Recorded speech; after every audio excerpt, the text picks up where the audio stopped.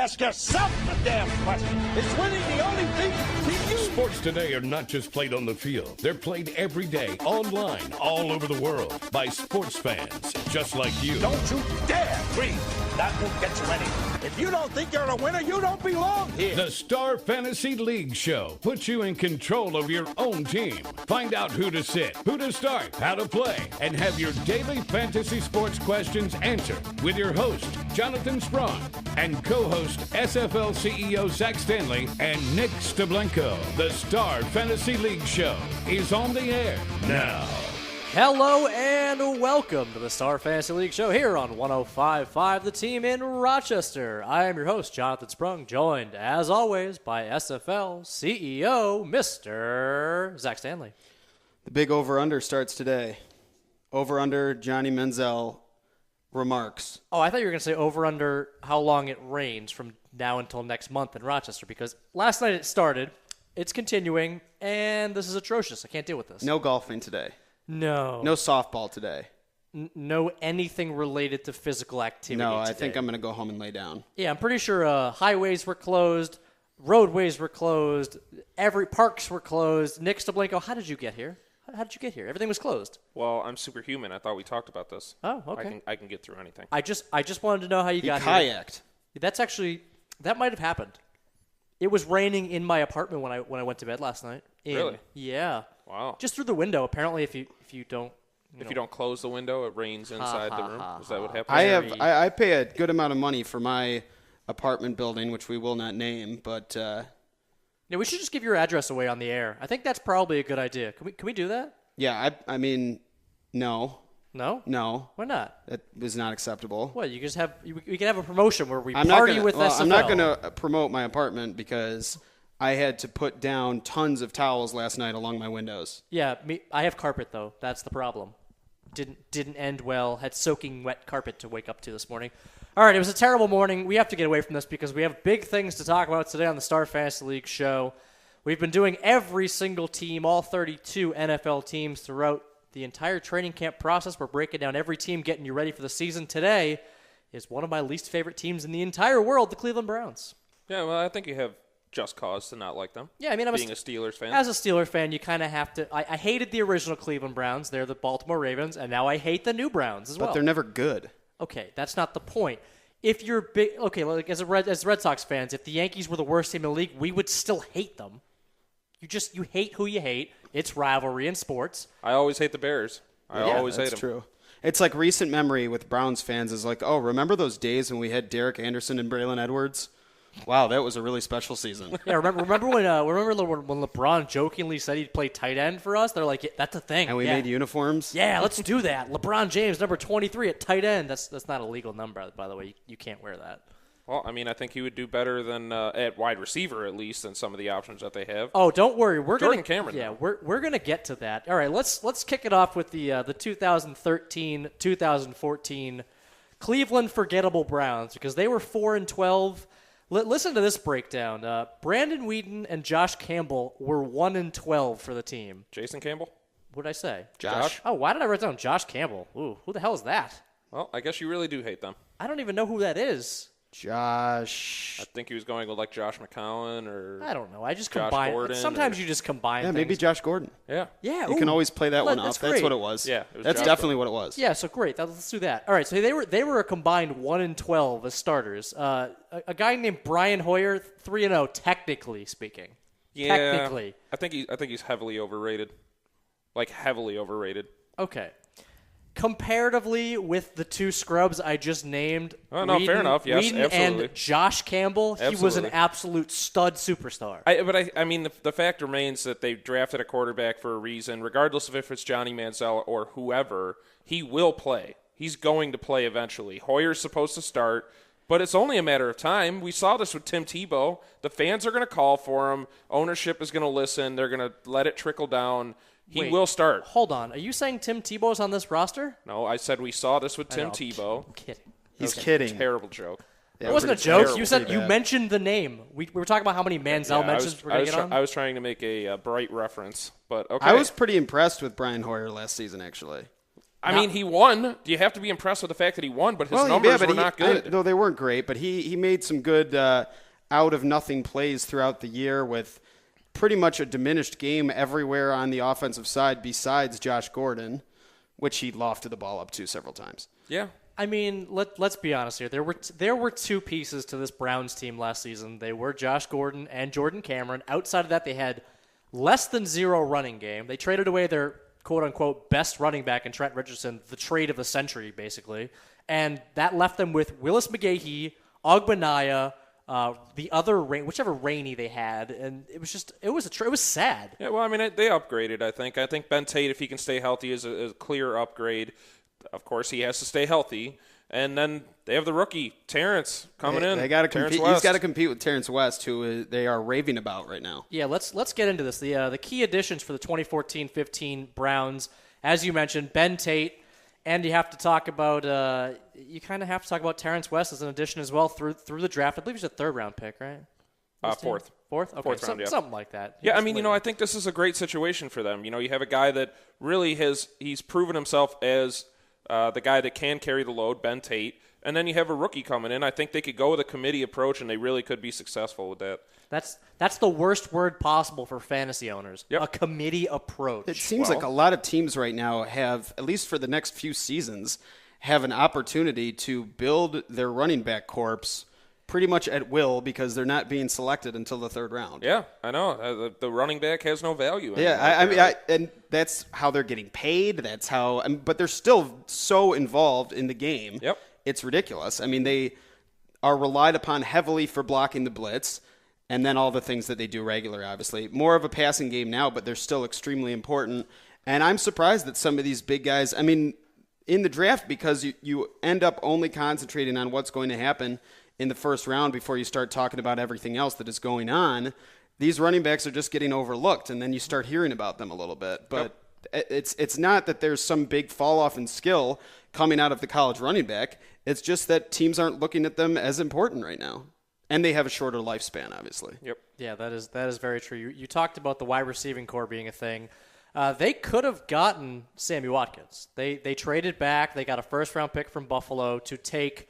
They ended up taking Gilbert, who is considered the best corner in this draft. So they're not having him come in as the number one cornerback. He's behind Joe Hayden, which is probably the best thing you can do for a rookie corner. Well, I think they have him penciled in starting on the opposite side. Yeah, that's the perfect situation for a rookie corner. I think that's great. I mean, this defense, they were a top 10 defense last year. Yep. I am really, really looking forward to seeing if they can improve because the only thing that they really needed to shore up was the run defense. I think Whitner's going to help a little bit over the top with that.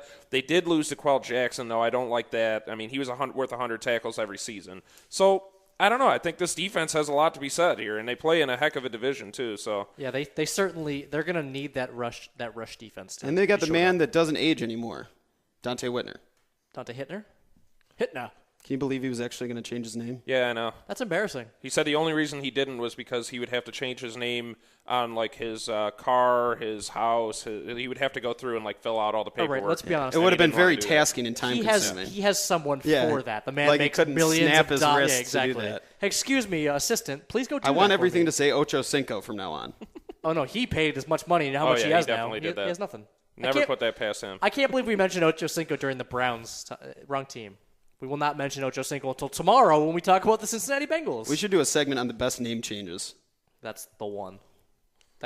We're done. Meta World Peace? Oh, God. Amazing.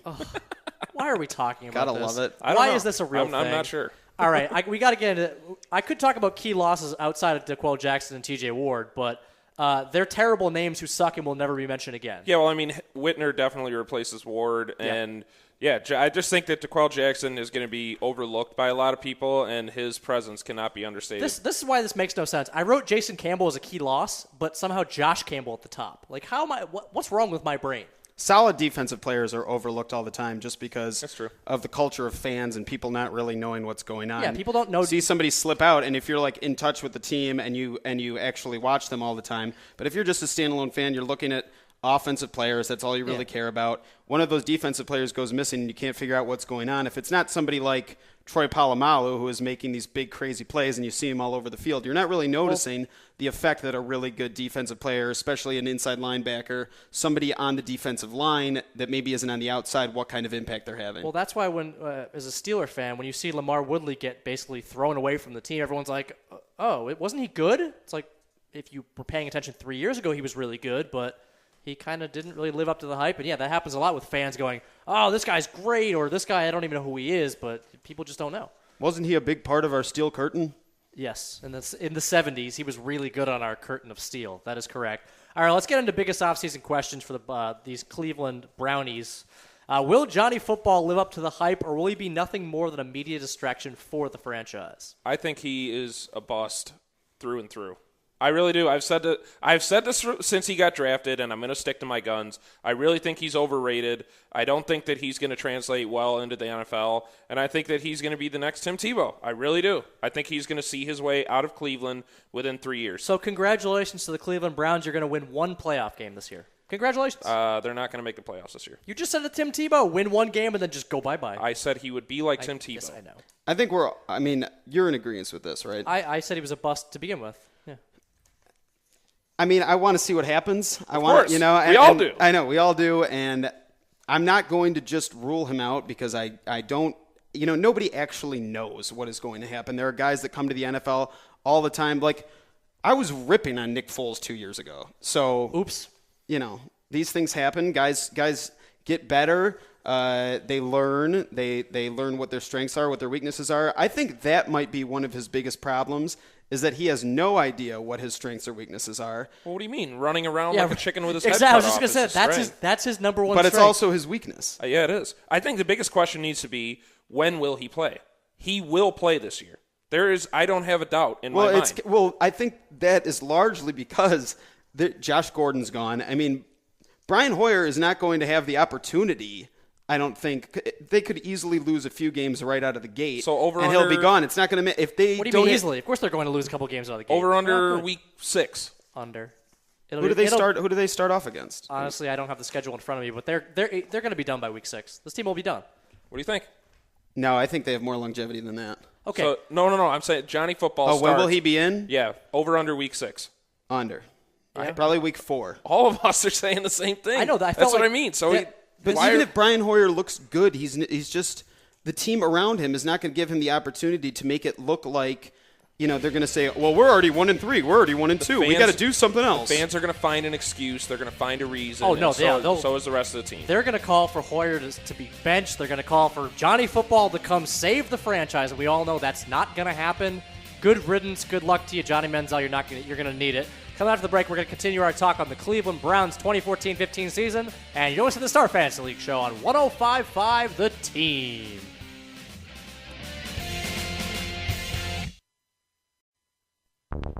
The Star Fantasy League show. Information is key to being a successful fantasy team owner, and the guys have all the updated info you need right now. Okay, fantasy sports fans. There's a letter in your mailbox. Time to dig into Donald's mailbag for your questions and comments. Read the mail, read the mail, read the mail. Jump in the game. Send your questions and comments to the Star Fantasy League's team by tweeting at SFL Show. That's right. All you got to do to be part of Donald's mailbag is tweet us at SFL Show. But Donald's mailbag can wait because we're talking about the 2014-15 Cleveland Brownies, the dog pound. Everybody's worth talking about in the NFL. The puppy pound. Even That's if they're true. awful. That's the best part about the NFL. Like, I will talk about all 32 teams. Imagine if we did this for like baseball. We'd be like, nope.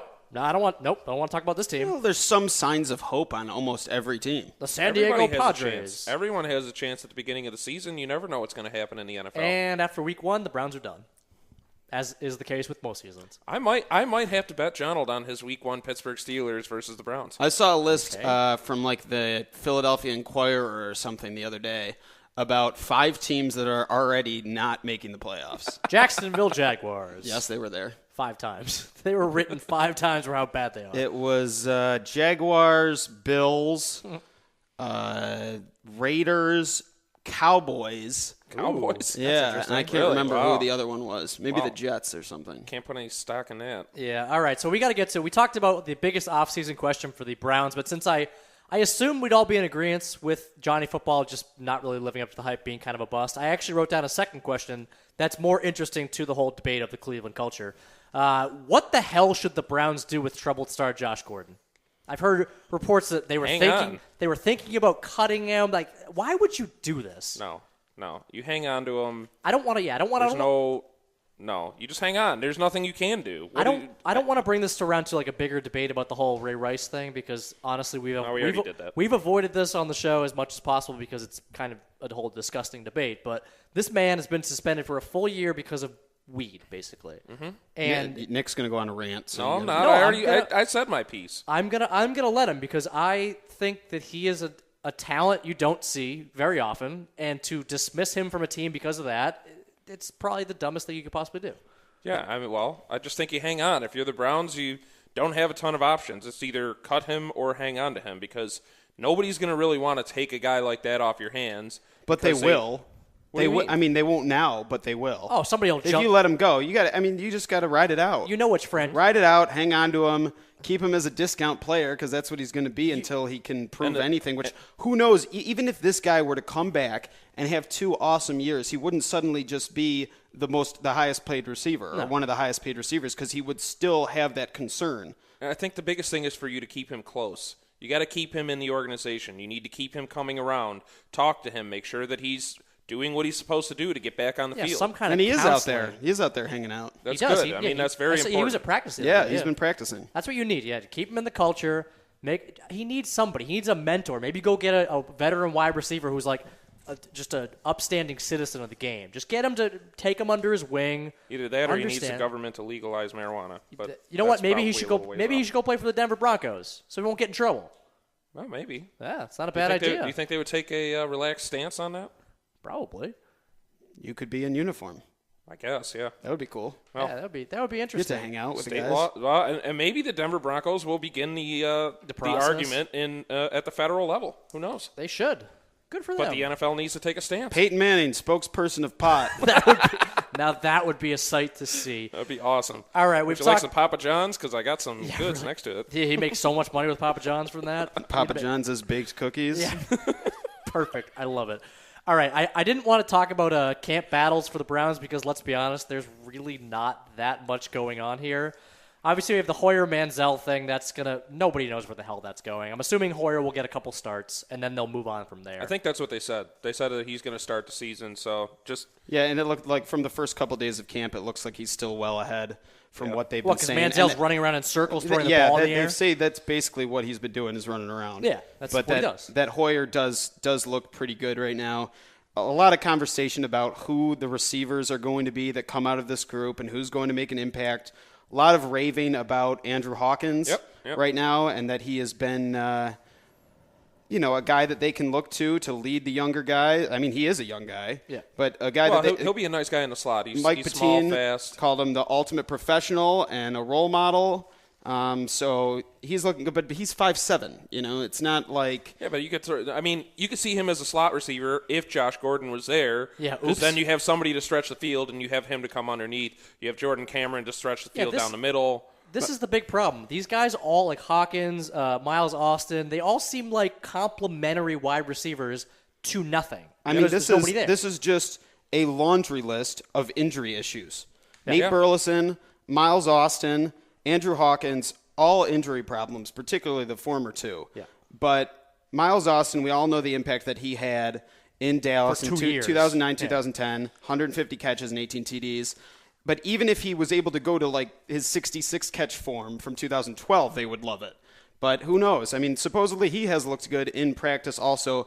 But, how often are you getting guys in practice that just look terrible? Yeah. They've got to look really bad for you to be like, for there to be a report. Either there's nothing said or they're raving about him, but it's rare that you're like, yeah, he looks like a tub of lard and he's just running out there. And the inconsistency at quarterback is what's really going to screw this all up, because if Brian Hoyer were to take the job and run with it for 16 games, he could build a rapport with one or two of these guys, namely Jordan Cameron, because Jordan Cameron, I think he has the potential with a consistent quarterback to be one of the top 3 tight ends in the league. He has the skill set. He has the speed. He's athletic. He's a mismatch no matter where you put him on the field.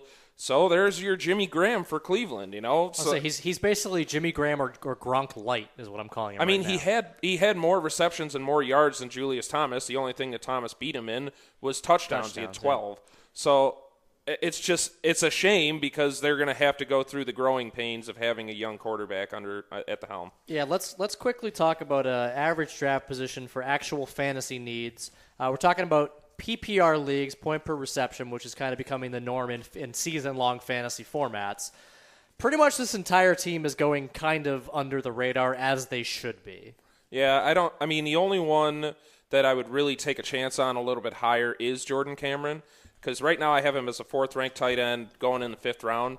I think you could take a shot at him. Really could. Yeah, he's going to get tons of looks no matter what. I think the one big thing for him this season is if this wide receiving group doesn't get it together, if they're not a solid unit in any fashion, he's going to see double or triple coverage here and there. And if he's able to be a player like Tony Gonzalez, if he's able to fend off those types of things, they're very hopeful that he'll be able to do it. I think he can. What is he, 6'5", 245 he's a beast. Is what I saw, right? He's an absolute beast. He looked like a beast last season. He was just mowing through double teams. He didn't get a lot of them, obviously, with Josh Gordon there. But no, to be taking Andrew Hawkins, I mean, I spent a lot of time looking at Miles Austin in past seasons because he had so much talent when he was healthy and not having hamstring issues every single season. Yep. But that was also in a pass-happy offense with Tony Romo. It was a completely different situation. I can't see him as a viable option. And Hawkins, I don't know. I just don't see it yet. You know, there are a lot of people, a lot of guys that, from a receiving standpoint, younger guys, better offenses, all that stuff that I'm looking at in the later rounds instead of him. I think the running backs are an interesting issue here because Ben Tate and Terrence West both have an opportunity to have a starting role. Tate I have going in the 6th round, and West I have going in the 8th round. That's going to be the problem if you want to draft one of those guys. You need to draft them really close to one another. Well, that's the most ironic thing. Ben Tate, for how many years, has been like the number one handcuff you have to have. Mm-hmm. He's the guy, basically. Yep. And now that he's got a starting job, Terrence West is now like the handcuff you need to have. It's not necessarily a handcuff, though, just because of the competition, he could be starting. That's the big, exactly. They're saying he's only slightly behind him now. Exactly. And I would much rather go with Terrence West in a later round than Ben Tate based on how things are going because he's got the upside. We pretty much know what Ben Tate's going to deliver at best, and it's not. Do we, though? I do. Yeah, every time I've seen him come in for Arian Foster with all the injuries that he has had over time, I've never been overly impressed. I've never been like this. But he could still go for 80, 90 yards in a game, get a workhorse load. I mean, he's going to be a starter in this offense. Is he? Now. Right now, you got to see. Of course, you got to wait and see. Terrence West has the best value. He could trade him if something happens to Tate. You could use him. I think he does have the overall best value, especially where he's going. Well, 36 running back overall. That's pretty good territory. Charles Johnson out of Grand Valley State is being reported as a revelation. Ooh, receiver, right? Yeah, at 6'2" and 215, running a 4.38. Supposedly he is right up to speed with Kyle Shanahan's offense.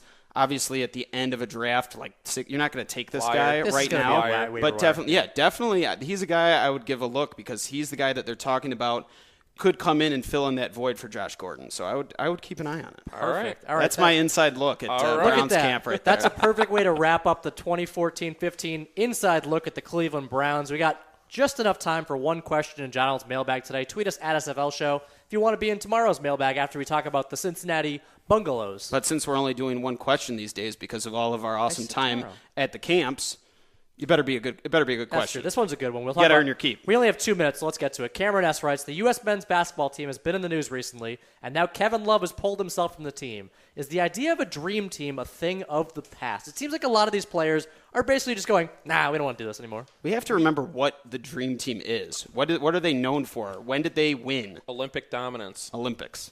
I understand that this isn't the Olympics, but Kevin Durant is still the face of USA basketball. Well, Kevin Durant never takes any time off. Kevin Durant's like the awesome outlier that just does everything cool in the world. Yeah, but I got to be honest. I'm really surprised that he is playing. I'm really surprised that a lot of these guys are playing. What the heck is the World Cup of basketball to us? I think they're trying to make it a thing, like the actual World Cup. So hats off to them for being able to, talk I'm all gonna these watch. guys into it. I'm gonna watch. Oh, I know you are. I can't wait to see some basketball. I'm just saying. I just don't. I think Kevin Love is being smart. Do you really, though? I think it's smart. Why would you do that? What's his excuse, though? Oh, my trade value will go down if I get injured. All he has to do is opt into next year's contract if he's really that worried about missing out on a payday. Yeah, well, long term is definitely better than short term. But I'm saying if he gets injured in the next year, he has a contract for another year if he wants it. He just has to opt in and take it. Long-term deal. Why not go for a long-term deal? Play for a long time. Yeah, make many monies. I'm saying if he plays and then gets a contract after next season, then he can get that big money they're talking about when it's renegotiated. Yeah, but just think about what could potentially happen when he's Anything. right in the middle right now, when he's going to get wherever he goes, they are going to get him with the agreement that he's signing on for a big contract. So that's a lot of money that is laid out on the line because that he already really he's going to get that traded. That's the get. thing is we're talking about. Yeah, he could opt in and all that. He doesn't want to opt in. He's going to get the big contract. The trade is going to get done. He is not going to be on the Timberwolves this season. Bold words, but I don't really think they're that bold of words because let's be honest, he's gone. So that's why I'm saying I would hold off. There's no reason for him to play. Kevin Love, you're not a fan of the USA. I still love you. Kevin Love, he hates the USA. We're saying it here. Breaking news. Nope, we're not saying that. All right, coming after the break, it's time to talk Monday Major League Baseball on StarFantasyLeagues.com and you also the Star Fantasy League show on 105.5 The Team.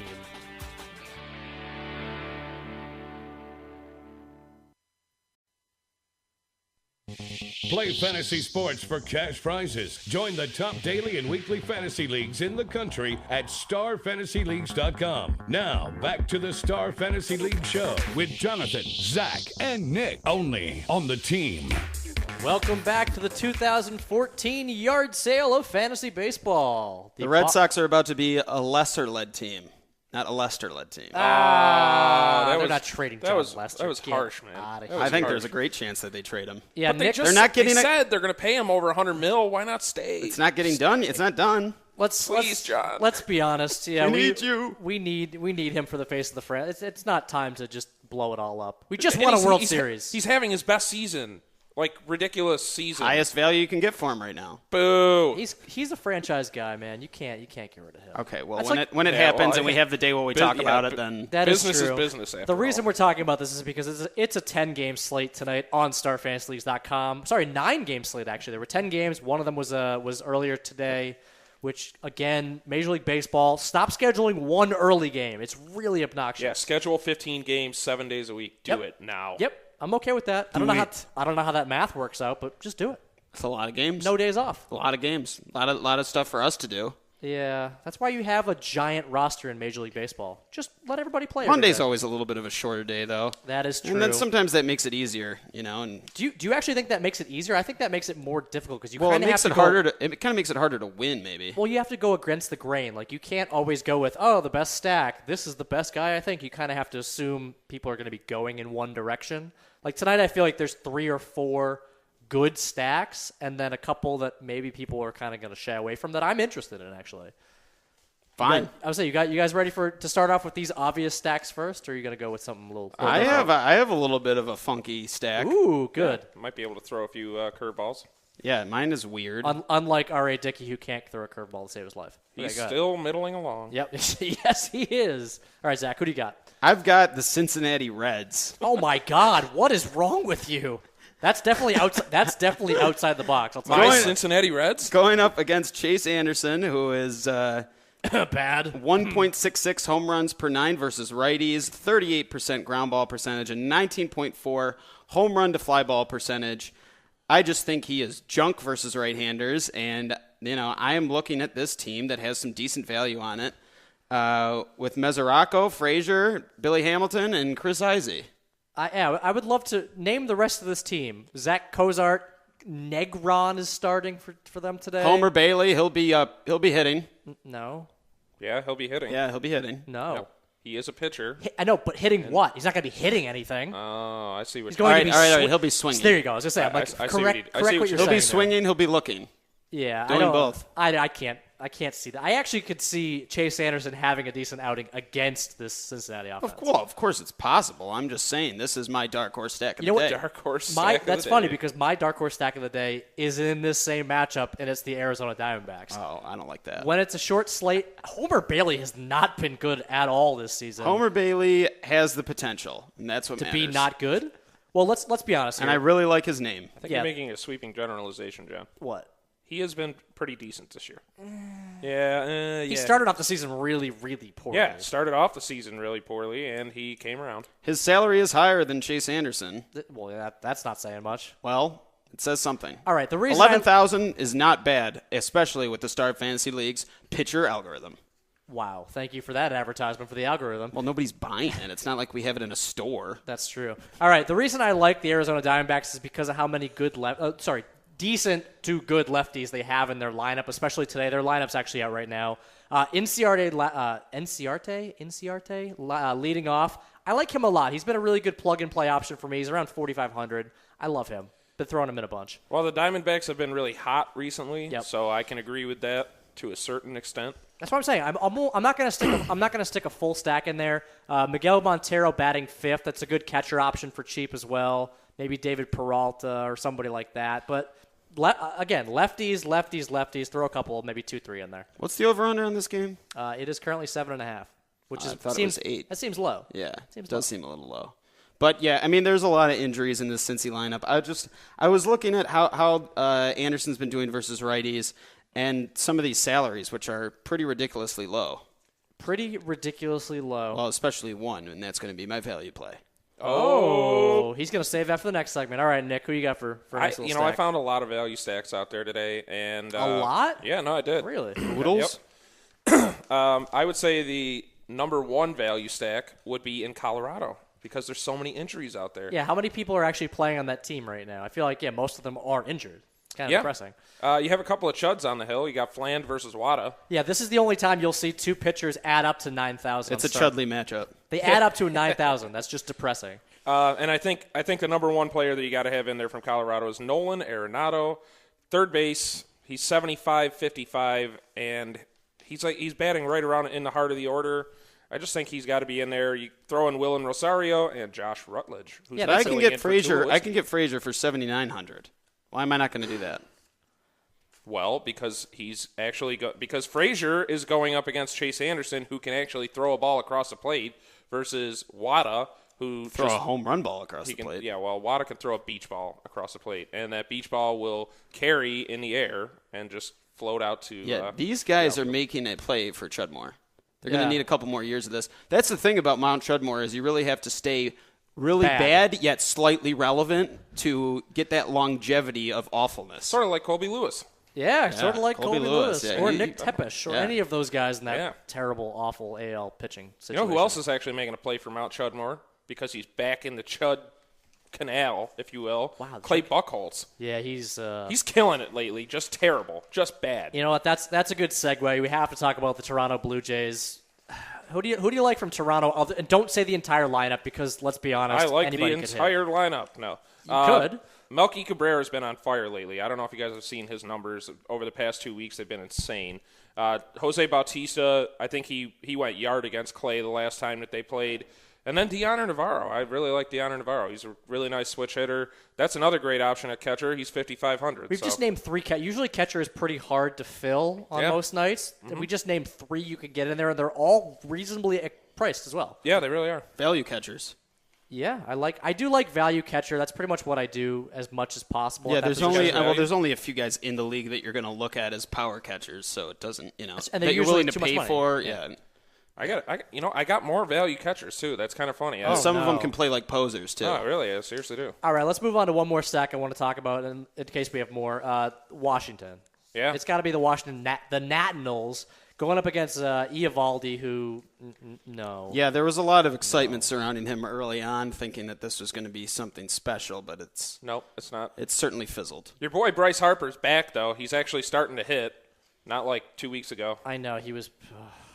It made me sad because John loved him 2 weeks ago. Well, I only selected him in one game. It worked out great.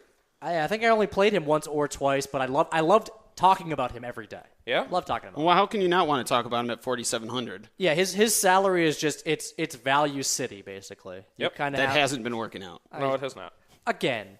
If a guy is that low and you perceive his value plugging him much in there. higher, you kind of have to. So if Ryan Howard has been middling around 6,000 all season long, That's different. He has been. oh, is it really though? He's been pretty Is bad it all really? year. Oh, okay. Why are you a fan of the? You said he was. No, the I'm biggest, just saying Ryan most- Howard has the potential. Just goes with your argument. Well, Bryce You said Harper's that not hitting if he has the 200. potential, because Ryan Howard can go yard on anybody, right? All right, we're talking about players Why you he's don't. worth 25 mil. Yeah, we're talking about guys you don't want in fantasy, especially today. I'm not touching Ryan Howard pretty much ever, but today especially. Let's talk about these Washington Nationals we do like. Denard Span, man, he's been crazy. He's been really, really good the past couple weeks, especially. Yeah. He's leading off today, which certainly helps. Lefty against a nice Brady situation. Adam LaRoche batting cleanup for this team. Harper's batting sixth. A little nervous about LaRoche, though. He's actually had an off couple of weeks here. But I mean, hey, the potential's there. I'm with you. yeah, I'm with you. clean up. I'm not even shying away from righties like Worth, Rendon. If you want to throw in a full stack on this team, I can certainly I get behind that 100%. Yeah. But let's move on to some pitchers, unless you had anybody else you wanted to talk about. Other than the A's, but they have Oberholzer. Oberholzer. I think we could put a stale foot-long Subway sub in Ryan Howard's hands, and that might be better than his bat. Oh my God! If he did that for a promotion, I would be on board for that. Hitting with a Subway sub. Make a lot of money off of that. It'd be pretty funny. All right, to be honest, I only like 5 or 6 pitchers tonight. Total. Only out of a 9-game slate. That's pretty good. No, I mean like that. I mean that I would even consider. Not that I like. That I even would like look at. It's like, but it's not like.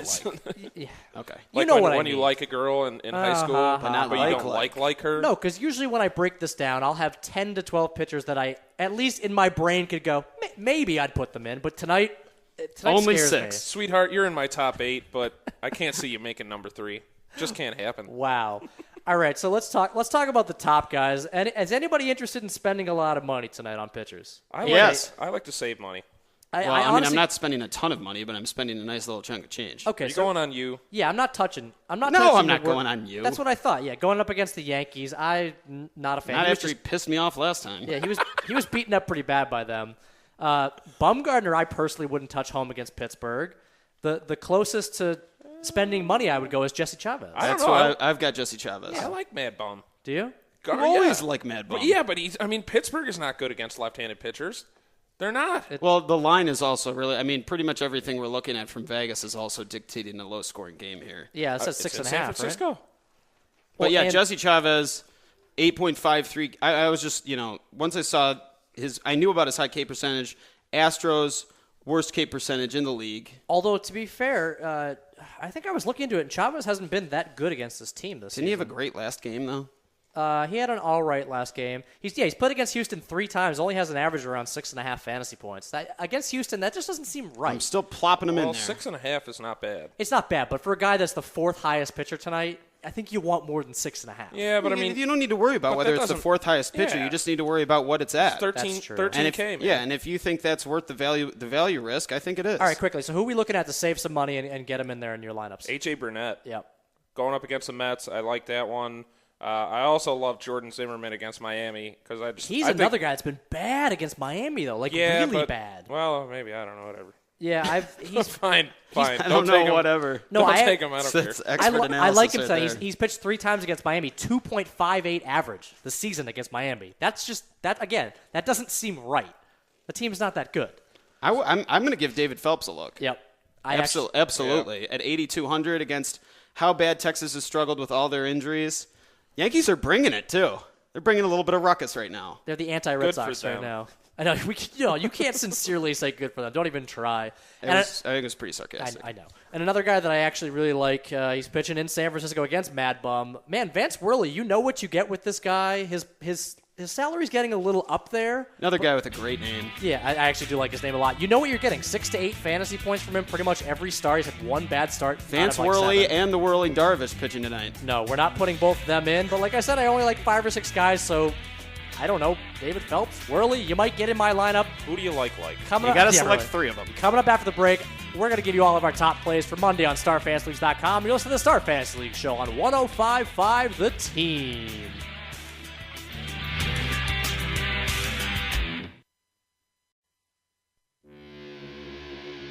You're listening to the Star Fantasy League Show. Contact the StarFantasyLeagues.com guys via Twitter at SFL Show. That's right. Tweet us on the Twitters at SFL Show if you want to be part of the Star Fantasy League Show. Just have a conversation with us. We like to talk to our listeners. Well, Sure. we do. Everybody knows our Twitter handles. Yeah, mine Yeah, is you don't talk. Mine is at Don't Ever Tweet Me. Yours is just Sprung. I'm going to make that, actually, at Don't Ever Tweet Me. I bet you that's already a thing. I'm probably going to guarantee. Then I'm going to it's put your face as the picture. I make Thank tweet at me. All right, so Tweet at me. we need to pick our top plays for today. You have just over an hour to set your lineups on StarFantasyLeagues.com, so we're going to give you the plays of the day to make your lineup just the best. All right, I'm going. Hold on, simply the best. Okay, yeah. Better than all the rest. Simply the best. I was waiting out if you were just going to take control of the situation. You didn't. No, you didn't. Thank you, Chris Berman, for that. That was beautiful. I'm going down goes Frazier. Downtown goes Frazier. More like it. Would you like to explain what you mean by that so our listeners who have no idea who Todd Frazier is can know? Well, he's at 7,900, and he's going up against Chase the Punk Anderson. So I'm guessing he's How probably did you miss out on Chase the Chud? Come on. He's a punk. He's not in. He's got to get a little bit worse to be in Chud On territory. tomorrow's show, Chase Anderson will be joining It's us. like, okay, you're good sometimes, and you're really bad some other times. Punk. Lovely. And then Chris Heisey, who, thanks to some injuries and issues in the Cincinnati lineup, is batting fifth and sitting pretty at 3,600, which is very nice. Value City. And, yeah, like I said, Jesse Chavez, I think he'll get out of there with a win tonight, pretty much no matter what. Minus 186 right now, Vegas line for Oakland. And a lot of strikeouts coming tonight. Just wait and see. What are you stacking? And he's only at 13,000. I'm stacking the Reds. Oh, I'm stacking the Cincinnati Reds I cannot condone that. Nick, against go the ahead. Punk. All right, my play of the day is going to be Josh Donaldson going up against Brett Oberholzer. I think he is going to pummel Obi Holtz. whatever the heck his name is. Value play is going to be Josh Rutledge. He's filling in for Tulowitzki, and he's coming in at about 4,800, I believe. Yeah. He's going up against Tsuyoshi Iwata in Chicago. Yeah, I don't know how to pronounce that. Yeah, one. nobody Who made knows. the MVP Tulowitzki claim? Was that you? No. Yeah, it was you. Yeah, it was you. Was it it was really? definitely you. Yeah. Yeah, at the break, you were all over that. Pitcher of the day is going to be Madison Bumgarner because I love Bumgarner. I think he's going to dominate Pittsburgh. I think the only guy in that lineup that can consistently hit him is going to be Andrew McCutchen because he can hit anybody. And stack Oakland up against Oberholzer. That makes a lot of sense. I am going about as stack heavy as you can go on the Washington Nationals. I absolutely love them. I don't think I could love them more. Is it possible? Is that your He's Washington singing Nationals about them. love song? Yeah, he's Yeah, singing it about is. them. Eovaldi has not lived up to the hype whatsoever for Miami, and the Nationals have a lot of power in that lineup. A lot of LaRoche. a lot of inexpensive power. I'll say. Yeah, I like LaRoche, but I'm going to go with the top hitter of the day is Anthony Rendon. Oh, wow. He's been pretty toasty. Yeah, he has been pretty toasty. I would also go with Jason Worth, but I'll stick with Rendon as my play of the day. Bryce Harper for value. He's in the perfect spot in your nice little under 5,000 value. Also, I'd look at Ender Inciarte batting at the top that lineup for Arizona. I sneakily like Arizona tonight. I think I'm going to go with Washington and a little bit Arizona stuck in there. All right. And also, pitcher of the day, David Phelps. Has a Wow. great matchup. I think Texas pitcher. just not good whatsoever. For the value, I think that Phelps can get you 6 to 8 fantasy points, and maybe Vance Worley as well. Put it in there for 3 spots. Going to be tough for Phelps to get the win, you would think. He's going up against Darvish, but Darvish has looked human this season. Yeah, at dipping down times. into the 18,000s. Who would have thought? Woo! Yeah, he's usually up around 20-something thousand. Max Scherzer still has better value. Yep. Get in the game today on StarFantasyLeagues.com. Play in one of our very many various free rolls during the week. Get $5 free. Tweet us at SFL Show. Big announcements coming up. Fantasy football right around the corner. I can't wait. I started mock drafting. I'm just all over the place. I've started real drafting very prematurely, which I do every year. Yeah, man. If you haven't done like 28 mock drafts at this point, you're not a real fantasy football fan. It's just true, right? You got it, right? Calling Or the people you're out. just completely obsessed. That's true. Or you're enjoying your summer. All right, and if you're enjoying your summer as much as Johnny Manziel already has, you're doing it right. Take it easy, guys.